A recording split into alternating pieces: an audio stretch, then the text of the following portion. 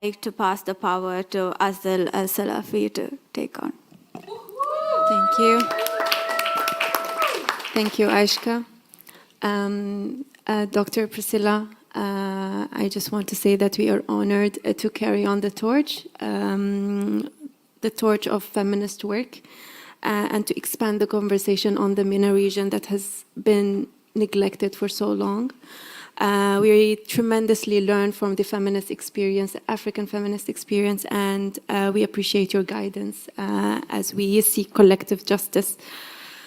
I would like to start, first of all, by a question, and I would like to ask the audience if they have heard about the FSO Safar tanker in the Red Sea. Just, wow, I love this.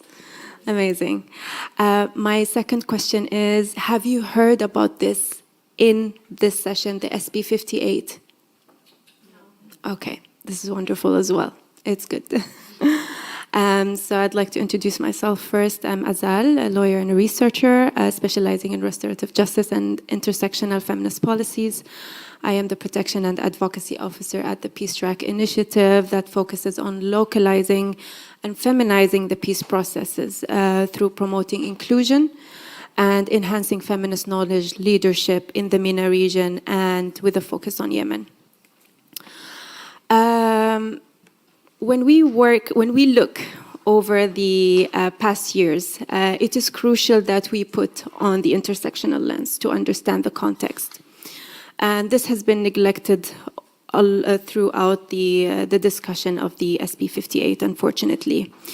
To give a more concrete, focused context on Yemen, we have witnessed how conflict heavily contributed to the overall global warming and climate instability, and how it exacerbated the existing humanitarian crisis in Yemen, leading to the numerous injustices and dire situation that severely impacts and disproportionately affects women, children, people of determination, internally displaced persons, and minority groups.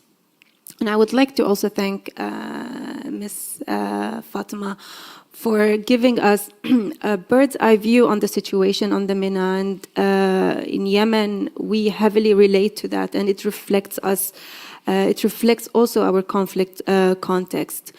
But to give you more information on that, the conflict has already created a hostile environment for women with increased incidence of gender-based violence. It has exacerbated also the existing social tensions and scarcity of resources, which has led to further incidents of different forms of violence against women and girls, and specifically displaced women who have been exposed to different forms of sexual exploitation, human trafficking, and unfortunately forced child marriages as a form of mechanism in these critical situations.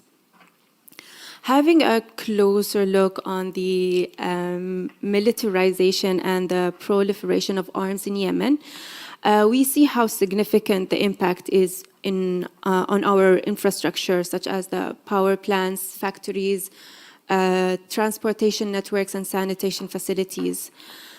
Unfortunately, the damage not only hampered the socioeconomic situation, but also led to increased energy consumption and loss of essential services, and increased reliance of inefficient and polluting alternatives. As a consequence, loss of basic human rights, such as water and electricity. We have also this subject of the FSO Safar tanker, which is a detrimental issue. It is a tank, for those who don't know, located off the coast of Yemen in the Red Sea. And it possesses a significant environmental threat that could lead to climate catastrophes in the region if not properly addressed and salvaged. The tanker has been abandoned since 2015, the start of the conflict in Yemen, and it carries approximately 3 million barrels of crude oil. The tanker is decaying, and deteriorating, and there is high risk of it rupturing, leaking, leading to massive oil spill or explosion. The massive spill would destroy the reefs, the coastal mangroves, and other sea life across the Red Sea, and exposing millions of people in Africa and in the MENA region to highly polluted air, cut off food, fuel, and other life-saving supplies, also exacerbating the socioeconomic challenges in the region and leading to increased poverty and food insecurity. In case of explosion, unfortunately, there will be loss of lives and land. 2 days ago, actually, I stumbled upon a document called The Maritime Mines and Water Security in Yemen and the Role of International Mechanisms for Disarmament Affairs. And I was shocked to see the data, because I worked on mines before, but I never knew that this situation actually existed. So we are now also not facing landmines, but also maritime mines that is further escalating the humanitarian situation. So far, our peace-building talks have been focused on ceasefire and withholding military activities, but it has heavily neglected conversations on the economic and environmental governance. There is also neglect in acknowledging civil society efforts on mediation and technical work, especially that's led by women inside Yemen and in exile. They have addressed the impact of militarization and arms, and they have been successful in attempts to stop armed conflict between the legitimate government and the de facto government in some southern areas. And they have also revived healthy climates and created resources to serve basic human rights. These efforts and positive changes, unfortunately, are not also dealt with in the political conversation, and they are rarely supported by the international community. The Peace Track Initiative, alongside the Women's Solidarity Network, has worked on a feminist peace roadmap, which is a blueprint document, providing a guiding framework and a comprehensive agenda with intersectional human rights lens. Through this document, they have addressed the risks and challenges associated with FSO supertanker and the presence of mines and other climate crises. And they have worked on recommendations and called for urgent actions from the local and international authorities and communities. Unfortunately, until this day, we are still pushing the agenda. It's been 3 years so far. The action plans, it needs to be at least included in the peace dialogues that are currently happening. Meanwhile, on top of that, we are still demanding for the meaningful inclusion and participation of women and youth in these peace negotiations. We have seen and heard so little about these critical experiences that affect the region in this UNFCCC SB 58 sessions.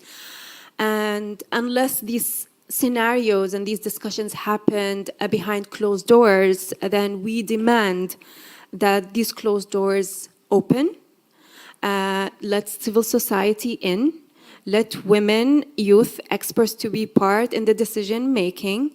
We need to achieve, you need us to achieve comprehensive approaches that includes conflict resolution, disarmament, sustainable development strategies. You need us to promote peace and stability. You need us to achieve environmental protection and climate change mitigation measures.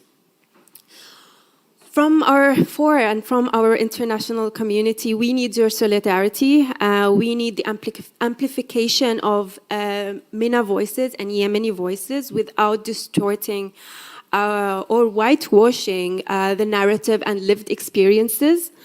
We need international cooperation and assistance that are crucial in supporting efforts to rebuild sustainable infrastructure, restore ecosystem, and promote resilience to climate change impacts and building peace. Lastly, all that I can say here is that there would be a big question regarding the bodies and governments and their mechanisms, transparency. If their so-called enabling environment and meaningful inclusion is not really happening. We are now more motivated, determined, and ready than ever as a feminist force and with human rights values to continue to seek accountability, justice, and peace. Thank you.